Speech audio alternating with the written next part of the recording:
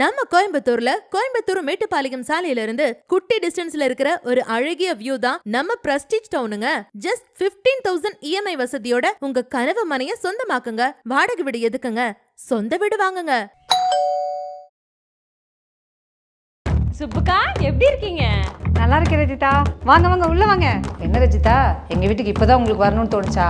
அதெல்லாம் இல்லக்கா, இவருக்கு கோயம்புத்தூர்ல வேலை முடியறதுக்கு சாயங்காலம் ஆயிடுமாமா. அதான் உங்க ஞாபகம் வந்துச்சு, வந்துட்டேன். சரி சரி உட்காருங்க.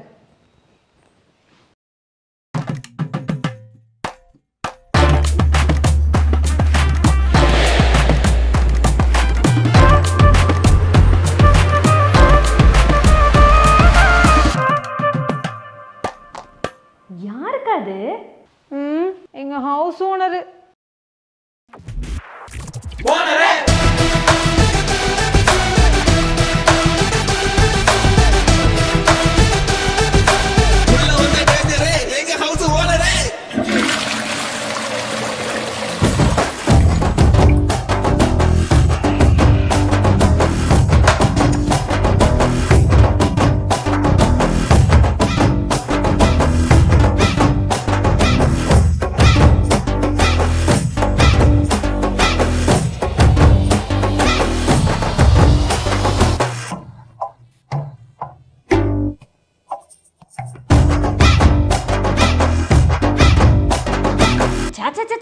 என்னக்கா உங்க ஹவுஸ் ஓனர் பாத்ரூம் வெளியே நின்னுட்டு கிராக் மாதிரி பாக்குறாங்க?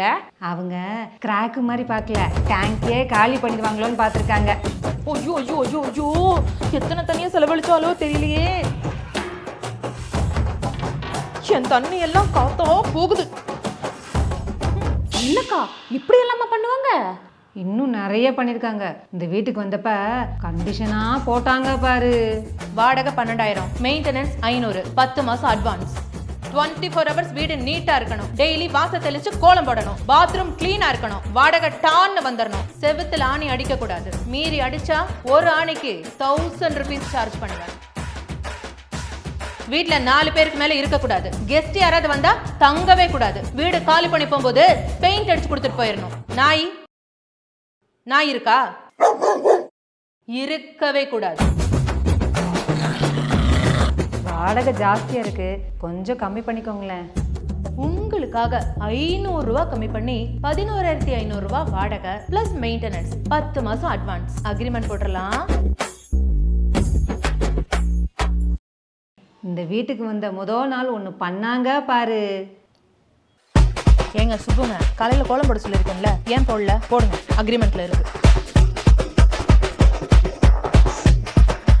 ஏங்க இங்க வண்டி நிறுத்தக்கூடாதுன்னு சொல்லியிருக்கேன்ல, எடுங்க, அக்ரிமெண்ட்ல இருக்கு.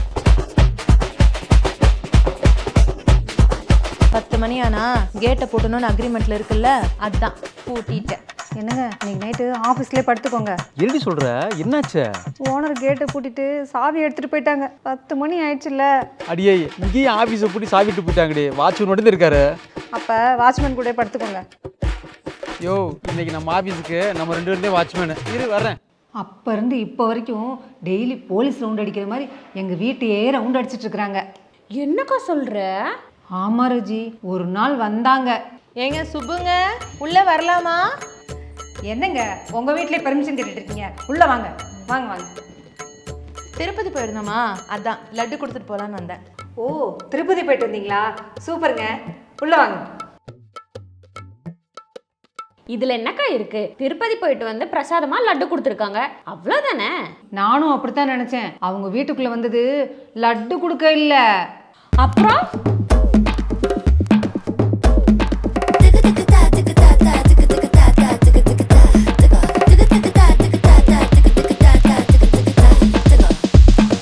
bloody dust.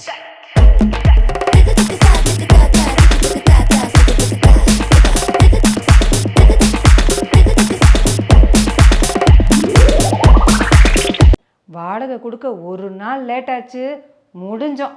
கால் பண்ணியே சாவடிப்பாங்க. இந்த வீட்டில் இருக்கிற எல்லா பொருளும் என்கிட்ட வாடகை கேட்குற மாதிரியே இருக்கும்.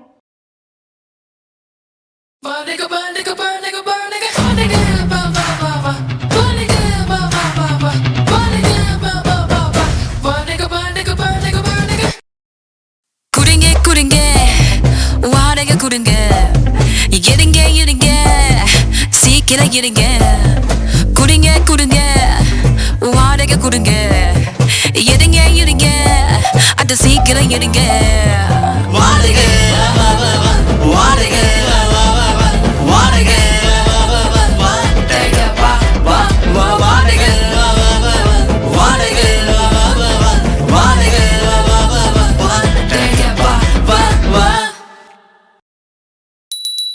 போன மாதம் அவருக்கு சம்பளம் வர லேட் ஆயிடுச்சு. நாங்கள் வீட்டில் இல்லாதப்போ ரம்யாவை போட்டு டார்ச்சர் பண்ணியிருக்காங்க. மாசம் பிறந்து 5 நாள் ஆச்சு, இன்னும் வாடகை தராம என்ன பண்ணிட்டு இருக்கீங்க? மாசம் 5ஆம் தேதி கரெக்டா வாடகை கொடுத்துறோம்னு அக்ரிமெண்ட்ல இருக்குல்ல. இன்னைக்கு மட்டும் நீங்க வாடகை தரல, வீட்டை காலி பண்ணுங்க. அப்புறம் ரம்யா தான் அவள் ஃப்ரெண்டுக்கிட்ட கேட்டு வாங்கி கொடுத்தா. சுபுக்கா, ரேஷன் கடைக்கு போலான்னு சொன்னீங்கல்ல, போலாமா? போகலாமா. ஆமா, இவங்க யாரு? ஊரில் பக்கத்து வீட்டில் ரஜிதான்னு சொன்னேன்ல, அவங்க தான் இவங்க. ஓ, நல்லா இருக்கீங்களா? சரிக்கா, போகும்போது கூப்பிடுங்க. சரிம்மா.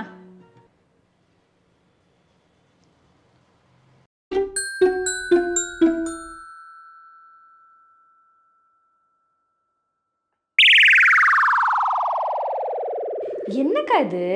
அந்த பொண்ணுகிட்ட எங்கள் ஓனர் சண்டை போட்டாங்க. அந்த பொண்ணு ரொம்ப நல்ல பொண்ணு. ஆனால் அந்த பொண்ணை பற்றி என்கிட்ட தப்பாக பேசி என்னையும் பேச வேணான்னு சொல்லிட்டாங்க. நானும் ஒரு 4 மாதமாக அந்த பொண்ணுக்கிட்ட பேசவே இல்லை.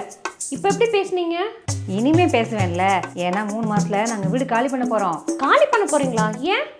ஆமா, எங்க சொந்தக்கார பொண்ணு ஒருத்தவங்க வீடு கேட்டிருக்காங்க, நீங்க வீட்டை காலி பண்ணுங்க. இப்படி திடீர்னு சொன்னீங்கன்னா நாங்கள் எங்கே போகிறதுங்க? ஒன்று வீட்டை காலி பண்ணுங்க, இல்ல வாடகையில் 2000 ரூபாய் எச்சா கொடுங்க. முடியாதுல்ல, அப்ப காலி பண்ணுங்க. ஊருக்குள்ள அவன் அத்தனை வாடகை கூட்டு சம்பாரிச்சிட்டு இருக்கிறான், நான் தான் உங்களுக்கு பிச்சை காசுக்கு வாடகை கொடுத்துருக்கிறேன். அப்போ வாடகை தான் உங்கள் பிரச்சனையா? ஆமா, ஏன் கொடுத்துருவீங்களா?